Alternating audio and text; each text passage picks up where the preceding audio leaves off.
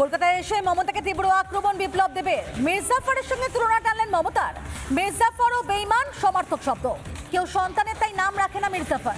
আর আগামী দিনে বাংলাতেও কেউ মেয়ের নাম রাখবেন না মমতা, কারণ মমতার মধ্যে উধাও মমত্ববোধ, মায়া, সহনশীলতা। বাংলার মানুষ মুখ্যমন্ত্রীকে ক্ষমা করবে না, নিশানা বঙ্গ বিজেপি সহ পর্যবেক্ষক বিপ্লব দেবের। তিনি বলছেন যে মমতার মধ্যে উদাও হয়ে গিয়েছে মমত্ববোধ, মায়া, সহনশীলতা, তাই আগামী দিনে বাংলাতে কেউ মেয়ের নাম রাখবেন না মমতা। কি বলেছেন গতকাল বিপ্লব দেব শোনাবো।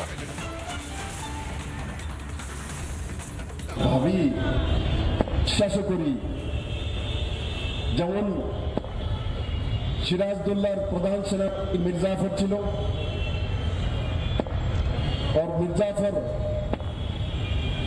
নিজের দেশের সঙ্গে বেইমানি করে লর্ড ক্লার্ককে ঢুকিয়ে দিল। তারপর থেকে কোনো মুসলমান ভাই পর্যন্ত তার ছেলের নাম আর মির্জাফর রাখে না। কাউকে বেঈমান বলতে হয় না, মির্জাফর বললেই বেঈমান। ঠিক এই পশ্চিম বাংলার মধ্যে দিদি মানুষ আর মেয়ের নাম মমতা রাখবে না। মানুষ আর নিজের মেয়ের নাম আর মমতা রাখবে। কারণ কি, আমরা বাঙালিরা জানি মমতা মানে মধ্যে মমত্ববোধ থাকবে, তার মধ্যে মায়া থাকবে, তার মধ্যে মাতৃত্ববোধ থাকবে। সব জলাঞ্জলি দিয়ে বাংলাকে বিনাশ করেছেন। বাংলার মানুষ আপনাকে কোনোদিন মাফ করবে না। মমতা বন্দ্যোপাধ্যায়ের শাসনকালে রাজ্যবাসী ভালো নেই। তার সময় আইন শৃঙ্খলার অবনতি হয়েছে, উন্নয়ন হয়নি, কর্মসংস্থান নেই, রাজনৈতিক অস্থিরতা তৈরি হয়েছে এবং সেখানে বারবার মানুষ তারা যে ভালো নেই সেটা কিন্তু প্রকাশ পেয়েছে। গতকালের পর আজ বাকি বলেছেন বিপ্লব দেব, শোনাবো আপনাদেরকে। উনি ওই সেই নামটার প্রতি আমাদের একটা আকর্ষণ থাকে, মমতাময়ী মা।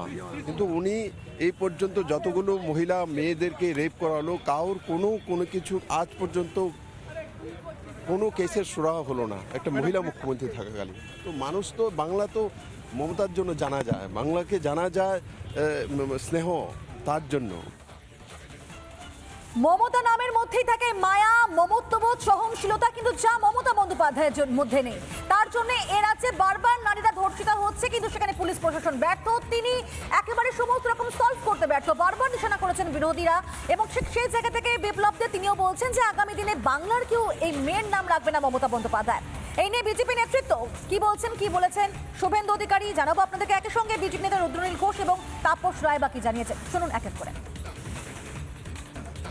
বিপ্লব বাবু প্রাক্তন মুখ্যমন্ত্রী, সিনিয়র লিডার, উনি যা বলেছেন উনার এটা অভিমত, আমি সেটাকে আলাদাভাবে কি করে বলবো, আমি সমর্থন করি। উনি বেদনা থেকে বলেছেন।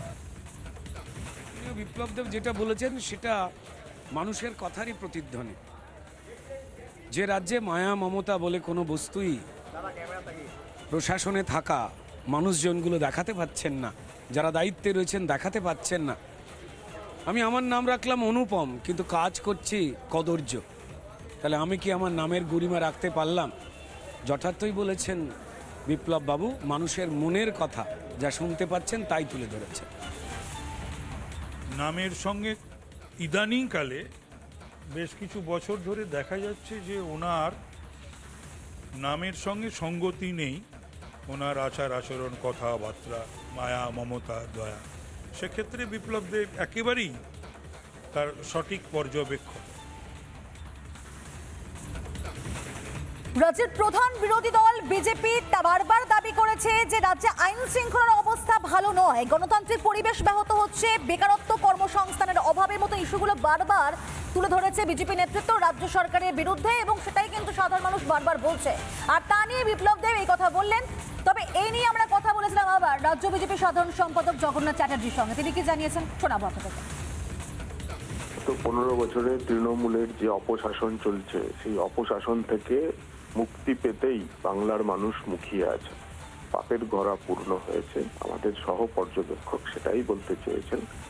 এই 15 বছর পর এবার বাংলার সনাতনী মানুষ, রাষ্ট্রবাদী মুসলমানেরা একযোগে ঠিক করেছে যে তৃণমূল কংগ্রেস না পাপকে বিদায় করবে। এই কথাটা বলার প্রসঙ্গে আমাদের ত্রিপুরার প্রাক্তন মুখ্যমন্ত্রী এবং আমাদের রাজ্যের সহ পর্যবেক্ষক বিপ্লব দেব বলতে চেয়েছেন যে তৃণমূল কংগ্রেস আসলে অতীত হতে চলেছে। কলকাতায় এসে মমতাকে তীব্র আক্রমণ বিপ্লব দেবের। মির্জাফরের সঙ্গে তুলনা টানলেন মমতার। এই বাংলায় শুধুমাত্রই নৈরাজ্য দেখা দিচ্ছে, বারবার দিকে দিকে প্রতিবাদ আন্দোলন করছেন সাধারণ মানুষজন এবং সেখানে প্রশাসন তাদের উপর ধেয়ে আসছে। অন্যদিকে এসআইআর নিয়ে বারবার দেখতে পাচ্ছি আমরা কিভাবে একের পর এক সরকারি সম্পত্তি ধ্বংস হচ্ছে, সাধারণ মানুষকে বিভ্রান্ত করা হচ্ছে, নারীরা এখানে ধর্ষিতা হচ্ছেন, তাদেরও সম্মান বলে কিছু নেই। আর সবটাই হচ্ছে এই বর্তমান রাজ্যের শাসনকালে। তাই জন্যই বিপ্লব দেব বলছেন যেখানে মানুষ ভালো নেই এবং আগামী দিনে মমতা বন্দ্যোপাধ্যায়ের নামে কেউ রাখবেন না।